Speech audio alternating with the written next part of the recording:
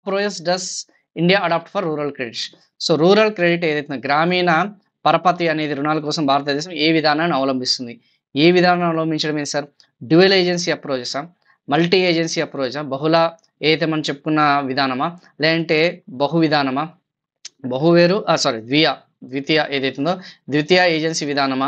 లేదంటే బహుళ అని చెప్పేసి ఉంటుంది. డైరెక్ట్ ఫార్మింగ్ అప్రోచా? ప్రత్యక్షంగా రైతు యొక్క అయితే అప్రోచా? సింగిల్ బ్యాంక్ అప్రోచా? సో, ఆన్సర్ వచ్చేసి చాలా చాలా కన్‌ఫ్యూజన్ ఉంటది. మీరు ఎక్స్‌పెక్ట్ చేయరు. చాలామంది డ్యుయల్ ఏజెన్సీ అప్రోచ్ అనుకుంటారు. డ్యుయల్ ఏజెన్సీ అప్రోచ్ కాదమ్మా. మన వాళ్ళు మల్టీ ఏజెన్సీ అప్రోచ్. బహుళ ఏజెన్సీ. బహుళ ఏజెన్సీస్ ద్వారా మనం పరపతి అనేది గ్రామీణ పరపతి. సో, ఇప్పుడు మనం చూసుకుంటే బహుళ ఏజెన్సీ అంటే ఏంటి సార్ అంటే ఇన్‌స్టిట్యూషనల్ లోన్స్ అని చెప్పేసి అంటాం. విన్నారా? మా సంస్థాగత కాని రుణాలు ఇందాకే చెప్పుకున్నాం. నాన్ ఇన్‌స్టిట్యూషనల్ లోన్స్ ఉన్నాం. సంస్థాగతం కాని రుణాలు అన్నాం. సో, సంస్థాగత రుణాలు అంటే ఏందమ్మా? సంస్థాగత రుణాలు, సంస్థాగత కాని రుణాలు. సంస్థాగత ఏదైతే మనం చెప్పుకున్నా ఆ యొక్క కాని రుణాలు అనేది కూడా గుర్తుపెట్టుకోండి. సో, సంస్థాగత రుణాలు అంటే ఏంటి?